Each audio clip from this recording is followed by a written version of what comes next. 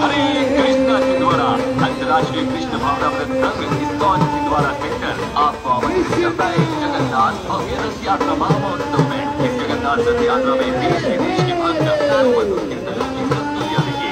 रथ यात्रा 10 जुलाई बुधवार दोपहर 1 बजे से इस्कॉन सेंटर शनिचला बाजार से प्रारंभ होकर गांधीनगर रेलवे स्टेशन बीच बस स्टैंड हमारा तत्काल षष्ठी माता मंदिर के नाम से जहाँ पर वितरित किया जाएगा जगन्नाथ जी का महाप्रसाद महाभंडारा के रूप में दिव्य और अलौकिक आयोजन का सीधा प्रचार है।